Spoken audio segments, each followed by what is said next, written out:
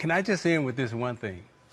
These four brothers sitting here, we didn't all come from Africa. And there was there was a country before 1492, and our history goes way beyond 1492. So you can't start us at 1492. We were always here. We were always here. We were always here. Now as we go into the Aborigines of Canada under the British Crown. Now this book was written by William Clint back in March of 1878, as y'all can see it in a more zoomed in format. But anyway, the face was broad and flat, with high cheekbones, more rounded and arched than in the applied type, without having the visage expanded to the same breadth. The forehead was generally low and narrow, the eyes deep, small, and of dark or light hazel color. The nose, rather diminutive but prominent, with wide nostrils. The mouth large and lips thick. They talking about so-called black people, y'all. Okay, we just been reclassified. The expression stern and fierce. The strength thought variable in different parts of the continent was in the country we now inhabit generally above the middle size in the men, though the woman was usually below the standard, a fact which may probably be ascribed to the drudgery, meaning dull work, they were obliged to undergo. The color of the skin was red or copper colored, a tint, but we're going to stop right there. That's all we need, because we're trying to get to the point of who are the real Native Americans, because history has been totally whitewashed. And if you didn't know any better, you'd think that the Native Americans look like this. Now let's be clear, these are not copper-colored people whatsoever. These are not the red-skinned, copper-colored indigenous aboriginal people. These people are mixed. These are what we would call today Mongoloids, Italians, and mulatto mixed with the Spaniard Caucasian man, or rather may I say conquistadors. Now this is what real Native Americans look like. As you can see, the first picture, 1855, with the lady in the middle. Notice this, the coppery skin.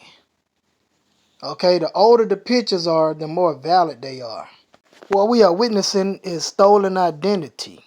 We are the original inhabitants of this entire planet. I don't care what country you go to. Now check out this cartoon in the 1940s. Look at this.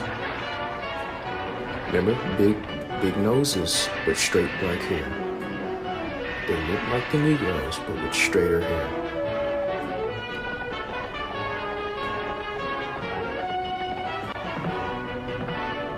Copper-colored skin. Copper is just not your light-colored penny.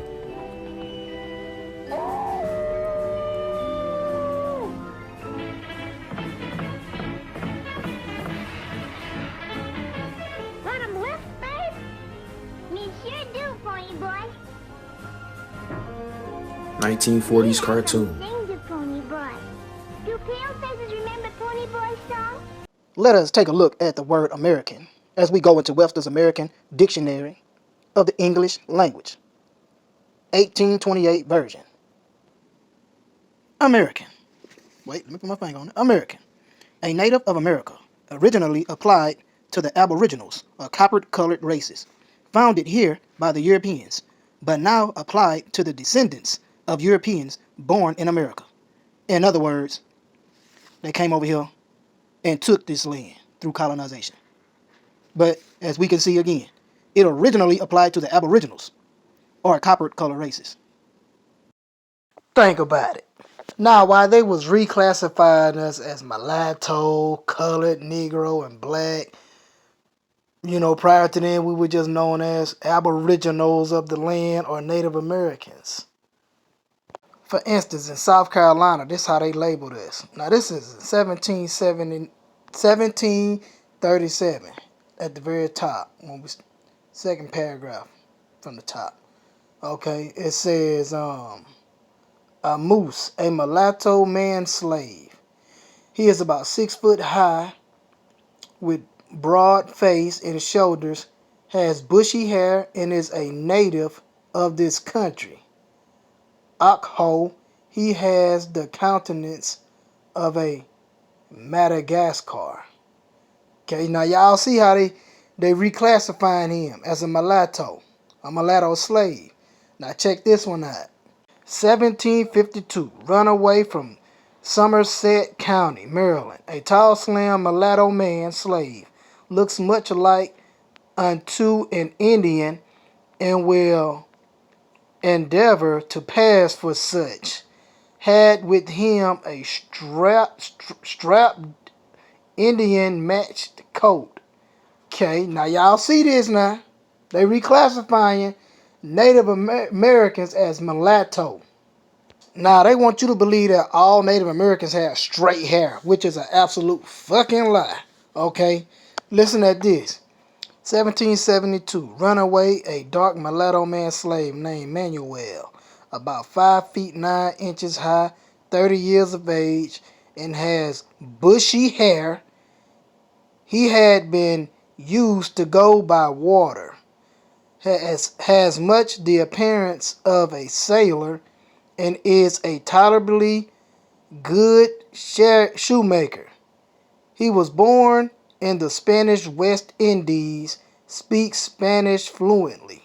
Alright, we're going to read one more because it's basically going to tell you how we just got reclassified. Alright, I might read one more after that. But okay. Runaway from Cumberland, a mulatto man named Jim, who is a slave, but pretends to have the right to his freedom. His father was an Indian of the name of Kinshir, and very likely will call himself James Keshir or Kink. He has long black hair resembling an Indian's, but yet he's reclassified as mulatto. Now we're gonna do. I'm gonna do one more. Go to the second one down. 1773. Runaway from Amelis Connery, a Negro man of the name of Tom, of a yellowish complexion, much the appearance of an Indian.